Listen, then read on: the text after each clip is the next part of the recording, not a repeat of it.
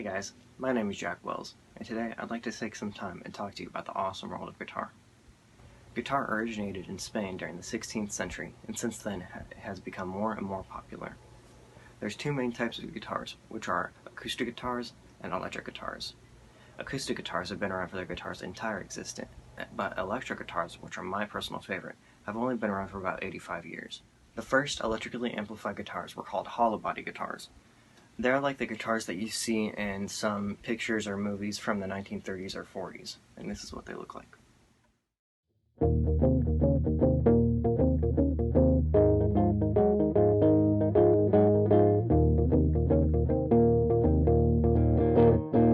It was not until 1941 when inventor Les Paul made the first solid body guitar called the Les Paul.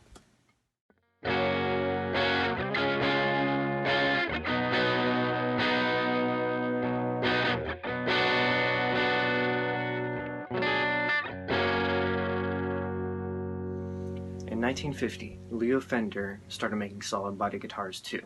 His were under the name Fender. His guitars looked like this, and they usually went under the name Stratocaster or Telecaster.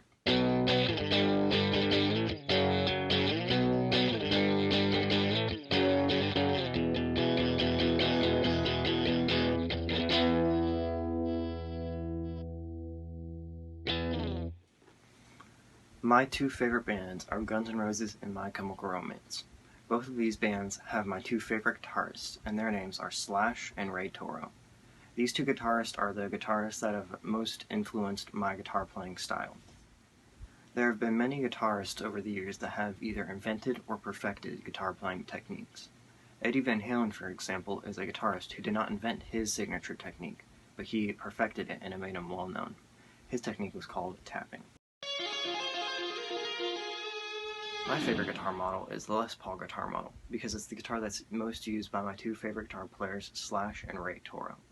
There is a seemingly infinite number of guitar playing techniques out there, and the most prominent technique would be in the rock or metal genres, just because those are the most well known when it comes to guitar playing.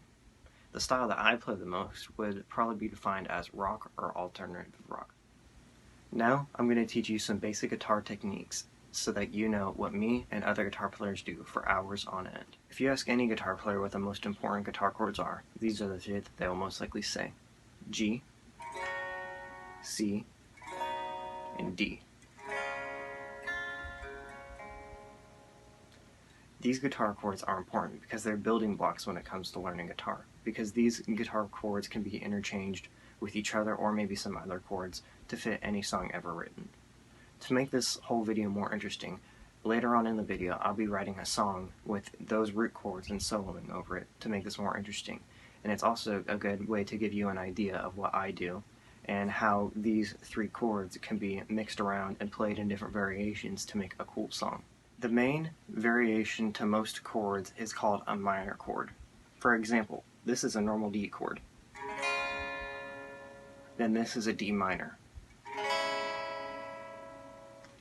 It's a subtle change, but they give a very different tone.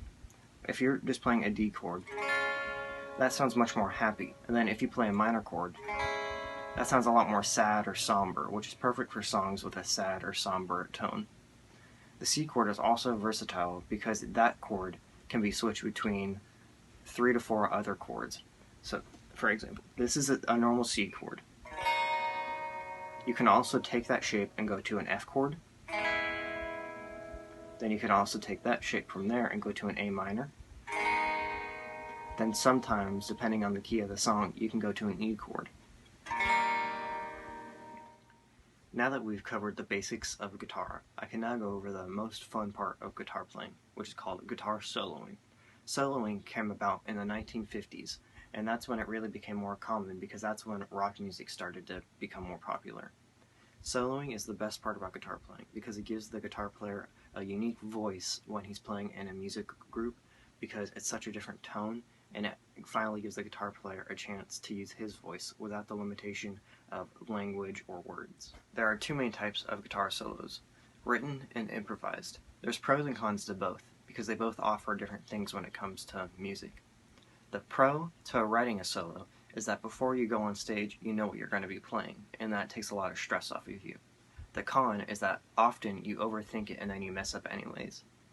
The pro to an improvised solo is that you don't have to practice it really, and you can play a much more sincere, in the moment kind of solo. The con is that you have to have at least some experience, or else you're going to play out of key and it's going to sound bad. What I'm about to show you is an example of a partially written, partially improvised solo. Thank you guys for joining with me. Please enjoy this solo.